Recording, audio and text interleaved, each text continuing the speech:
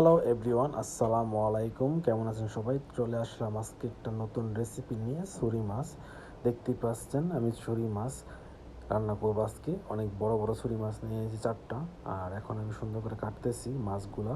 তো ছুরি মাছ সামুদ্রিক মাছ, খেতে খুবই টেস্ট। আপনারা জানেন, যারা খান সবসময় কাঁচা ছুরি মাছ তারা জানেন খুবই টেস্ট, কারণ এই মাছটা ভিতরে অনেক প্রোটিন থাকে। তো রান্নার পর এটা মজাও লাগে। লবণ একটু কম দিতে হয়, যেহেতু সামুদ্রিক মাছ অল্প লবণ দিতে হয় এটা। তো দেখতে থাকুন আমার ভিডিওটা। আমি কেটে সুন্দর পানিতে দিয়ে দিলাম, এখানে ভিনেগার লবণ দিয়ে পানিটা মাছটা ভিজিয়ে রাখবো, যেন মাছটার প্রয়োজনটা বের হয়ে যায় বা নষ্ট হয়ে যায়।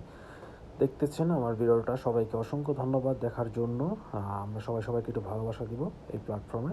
তো এই দেখুন, ফাইনালি আমি মাছগুলো সুন্দর ঝরিয়ে দিলাম পানি। এখন ডিম দিয়ে, তারপরে যে মশলাগুলো দিয়ে আমি সব সময় সেটা দিয়ে আমি সুন্দর করে মাছগুলো মিক্সিং করতেছি। আর লবণ আপনারা একটু কম ইউজ করবেন, কারণ লবণ মোটামুটি থাকে ছুরি মাছে। তো আমি আরেকটা রান্না করলাম, সেটা হচ্ছে খাসির মাংস। দেখতেই পাচ্ছেন আমার মূলা দিয়ে। এটা আসলে ওদের চাইনিজদের একটা ফেভারিট খাবার, খাসির মাংস মূলা দিয়ে। অনেক পছন্দ করে, বিশ্বাস না করলে বুঝতেই পারবেন না, অনেক পছন্দ করে ওরা। তো এইভাবে আমি প্রায় প্রতিনিয়ত রান্নার চেষ্টা করি, সপ্তাহে 2 থেকে 3 দিন এভাবে রান্নার চেষ্টা করি। তো ফাইনালি আমার মাছগুলো দেখতেই পাচ্ছেন ম্যারিনেট করা হয়ে গেছে। আমি কর্নফ্লাওয়ার দিয়ে সুন্দর করে ম্যারিনেট করতেছি, যেহেতু মাছগুলো মচমচে ফ্রাই করব। মচমচে ফ্রাই করার পর আজকে রেসিপিটা তৈরি করব। তো ভালো করে সাবধানে সব মাখাতে হবে, কারণ ছুরি মাছের কাঁটাগুলা এত হাতে লাগলে হাতটা ছিঁড়ে যায়। তো আমার মাখানো হয়ে গেছে। এখন আমি গরম তেল কড়াইয়ে ধরে দিয়েছি। এই দেখুন তেল, এই তেলে আমি মাছগুলা সুন্দর করে ছেড়ে দিব আস্তে আস্তে। তো আমি মাছগুলো দেখতে পাচ্ছি বন্ধুরা, সুন্দর করে ছাড়তেছি তেলের ভিতরে, এবং সাবধানের সহিত ছাড়তেছি, কারণ হাতে লাগলে তেলটা আবার ঠোসা পড়ে যাবে। তো আস্তে আস্তে আমি সম্পূর্ণ মাছটা এই তেলে ছেড়ে দেবো, অল্প অল্প অল্প করে। তো দেখতে পাচ্ছেন ছাড়তেছি। তো আপনারা চাইলে বাসায় এভাবে মচমচে ফ্রাই করে খেতে পারেন, তো আবার আবার ভুনা করে খেতে পারেন।